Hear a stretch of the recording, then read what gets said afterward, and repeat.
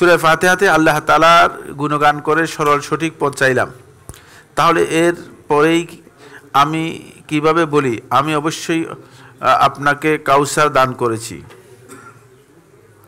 যেহেতু আমি আল্লাহর সামনে দাঁড়িয়েছি বা কথা বলছি, কাউসার তো আল্লাহ তাআলা রাসূল সাল্লাল্লাহু আলাইহি ওয়াসাল্লামকে দান করেছেন। এখন যেহেতু আমি আয়াতটি পড়ছি, তাহলে তো আমি আল্লাহকে কাউসার দান করছি। বিষয়টা কি এমন হয়ে যাচ্ছে কি না? না, এমন হওয়ার কিছু নেই। এটা হচ্ছে আল্লাহর কালাম, আপনি তিলাওয়াত করতেছেন, বুঝতে পেরেছেন কিনা? আপনি তিলাওয়াত করতেছেন। এই খেতাবটা আল্লাহ রাব্বুল আলামিন রাসূলকে করেছেন এবং রাসূলের সাথে সম্পৃক্ত। তেলাওয়াতটা রাসূল সাল্লাল্লাহু আলাইহি ওয়াসাল্লাম নিজেও তেলাওয়াত করতেন। তো রাসূল সাল্লাল্লাহু আলাইহি ওয়াসাল্লাম কি মানে বলতেছেন যে আমি এটা আল্লাহকে খেতাব করা হচ্ছে না। বিষয়বস্তুর সাথে তেলাওয়াত সম্পৃক্ত নয়।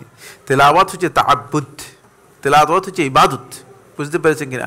এজন্য কুল বলবেন, আপনি বলুন। কাকে বলতেছেন? আপনি কাউকে বলতেছেন নাকি? না, কারণ বিষয়বস্তুর সাথে তেলাওয়াতটা সম্পৃক্ত নয়। বিষয়বস্তু হচ্ছে আপনি যখন আলোচনা করবেন তখন বিষয়বস্তুটা আপনার স্পষ্ট হবে। এজন্য কোরআনে কারীমের শুধু তেলাওয়াতটাই হচ্ছে ইবাদত। তেলাওয়াতের মধ্যে আপনি কাউকে কোনো কিছু খেতাব করতেছেন না। তেলাওয়াতটা আল্লাহ তাআলার বক্তব্যটা আপনি রিপিট করতেছেন, রিসাইট করতেছেন, আল্লাহর বক্তব্যকে রিসাইট করতেছেন। আর আল্লাহ তাআলার কথাকে রিসাইট করা ইমানদার ব্যক্তিদের জন্য এটা ইবাদতের বিষয়, এটা মৌলিক ইবাদতের বিষয়। এটা আল্লাহ তাআলার কাছে সবচেয়ে পছন্দের। শব্দে কি পছন্দের? তার কারণ হচ্ছে আপনি যখন কোনো ব্যক্তির বক্তব্য কোট করেন, এটা তো আপনি বুঝার কথা। আমার মনে হয় যিনি প্রশ্ন করেছেন তিনি কি মানে প্রশ্ন করার জন্য প্রশ্ন করেছেন, না বুঝে প্রশ্ন করেছেন। কোনো ব্যক্তির বক্তব্য যখন কোট করেন তখন ওই বক্তব্যটা হুবহু তিনি যেভাবে বলেছেন সেভাবে কোট করেন, ঠিক না?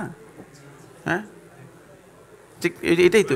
আপনারা যখন কোট করেন যে এবারে সংগ্রাম, তখন তো আপনারা ওই সেভাবেই কোট করেন, সেভাবেই কোট করেন, ঠিক না? আপনারা সুতরাং মানে আল্লাহ তাআলার বক্তব্য হুবহু আল্লাহ তাআলার বক্তব্য হিসেবে ঠিক সেভাবে কোট করতেছেন, আর কিছুই না।